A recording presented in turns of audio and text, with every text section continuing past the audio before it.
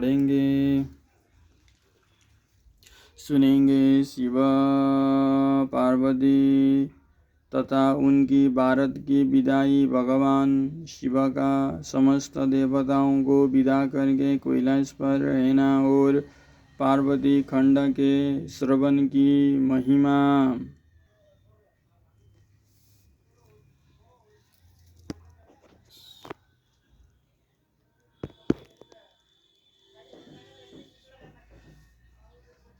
ब्रह्मा जी कहते हैं, नारद ब्राह्मणी ने देवी पार्वती को पवित्र धर्म की शिक्षा देने के पश्चात मीना को बुलाकर कहा, महारानी जी, अब अपनी पुत्री की यात्रा कराइए, इसे विदा कीजिए। अब तब बहुत अच्छा कहकर वे प्रेम के वशीभूत हो गई। फिर धैर्य धारण करके उन्होंने काली को बुलाया और उसके वियोग में भय से व्याकुल हुए बेटी को बारंबार गले से लगाकर अत्यंत उच्च स्वर से रोने लगी।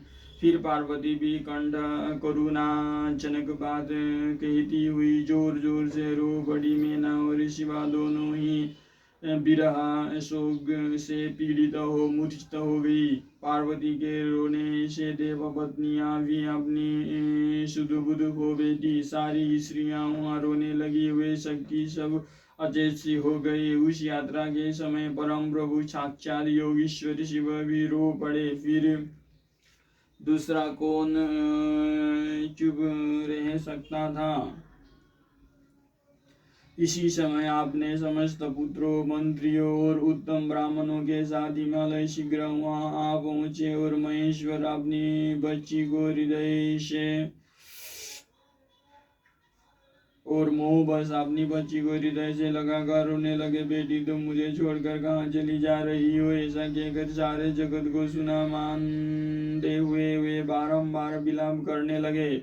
तब ज्ञानियों में श्रेष्ठ पुरोहित ने अन्य ब्राह्मणों के सहयोग से कृपा पूर्वक अध्यात्म विद्या का उपदेश देते हुए सबको सुखद रीति से समझाया। पार्वती ने भक्ति भाव से माता पिता तथा गुरु को प्रणाम किया। वे महामाया होकर भी लोकचार वश बार बार रो उठती थी। पार्वती के रोने से ही सभी स्त्रियां रोने लगती थी। माता मीना तो बहुत रोई, भौजाइयां भी रोने लगी। यही दशा भाइयों की थी।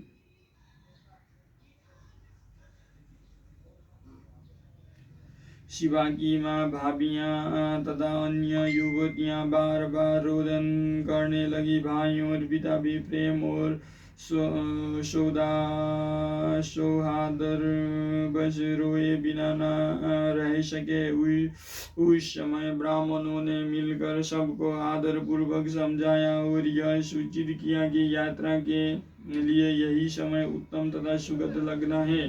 तब हिमालय और मीना ने विवेक पूर्वक धैर्य धारण करके शिवा के बैठने के लिए पालकी मंगवाई।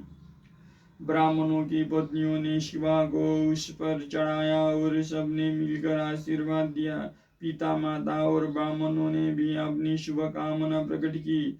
मीना और हिमालय ने पार्वती को ऐसे ऐसे सामान दिए जो महारानी के योग्य थे। नाना प्रकार के द्रव्यों की शुभ राशि भेंट की जो दूसरे के लिए परम दुर्लभ थी।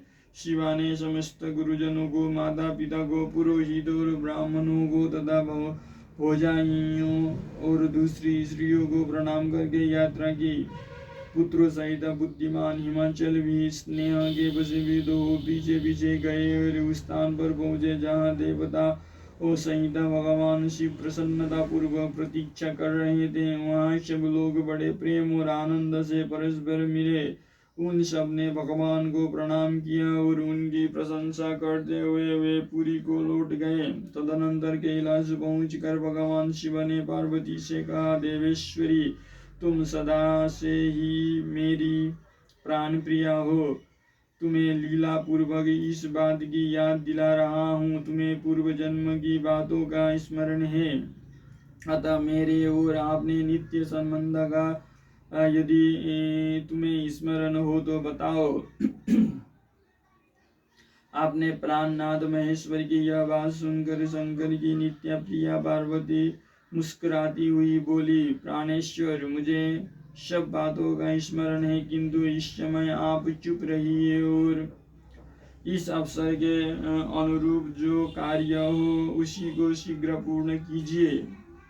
ब्रह्मा जी कहते हैं, नारद, प्रिया पार्वती के सैकड़ों सुधा धाराओं के समान मधुर वचन को सुनकर लोकाचार परायण भगवान विश्वनाथ बड़े प्रसन्न हुए। उन्होंने बहुत सी सामग्रियां एकत्र करके नारायण आदि देवताओं को भांति भांति की मनोहर भोज्य वस्तुएं खिलाई। इसी तरह आपने विवाह में पधारे हुए दूसरे लोगों को भी भगवान शंकर ने प्रेम पूर्वक सुमधुर रस से युक्त नाना प्रकार का अन्न भोजन कराया। भोजन करने के पश्चात उन सब देवताओं ने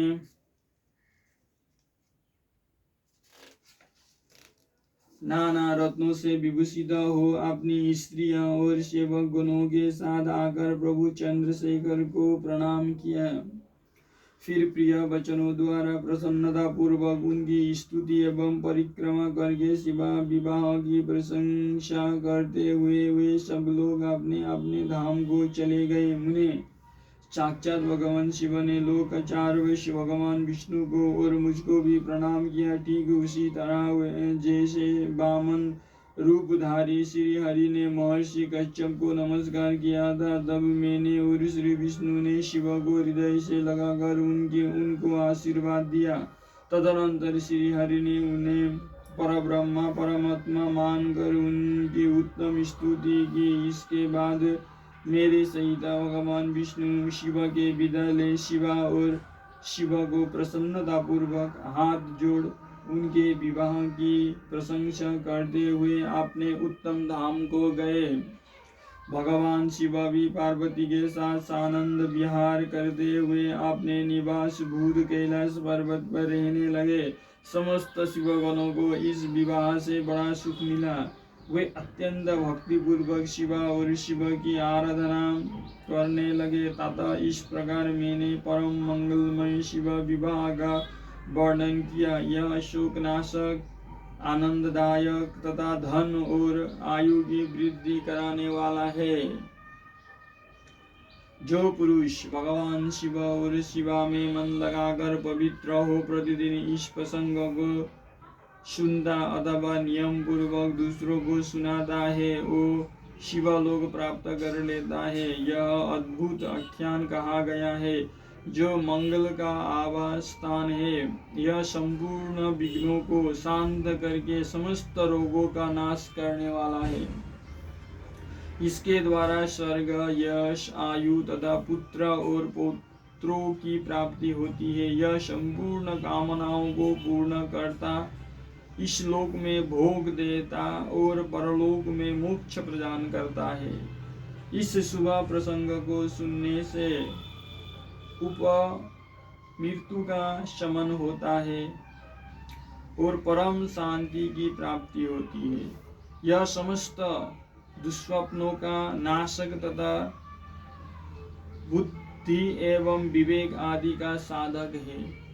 आपने शुभ की इच्छा रखने वाले लोगों को शिव संबंधी सभी उत्सवों में प्रसन्नता के साथ प्रयत्न पूर्वक इसका पाठ करना चाहिए। यह भगवान शिव को संतोष प्रदान करने वाला है। विशेषतः देवता आदि की प्रतिष्ठा के समय तथा शिव संबंधी सभी कार्यों के प्रसंग में प्रसन्नता पूर्वक इसका पाठ करना चाहिए अथवा पवित्र हो शिव पार्वती के इस कल्याणकारी चरित्र का श्रवण करना चाहिए। ऐसा करने से समस्त कार्य सिद्ध होते हैं। ये सत्य है, इसमें संशय नहीं है। रुद्र संहिता का पार्वती खंड संपूर्ण। अब अगले अध्याय में पढ़ेंगे रुद्र संहिता चतुर्थ कुमार खंड। देवताओं द्वारा स्कंद का शिव पार्वती के पास लाया जाना, उनका लाड़ प्यार। देवों के मांगने पर शिवजी का उन्हें तारक वध के लिए स्वामी कार्तिकेय का देना, कुमार की अध्यक्षता में देवसेना का प्रस्थान, महिषागर संगम पर तारकासुर का आना और दोनों सेनाओं में मुठभेड़, वीरभद्र का तारका के साथ घोर संग्राम, पुनः श्री हरि और तारका में भयानक युद्ध।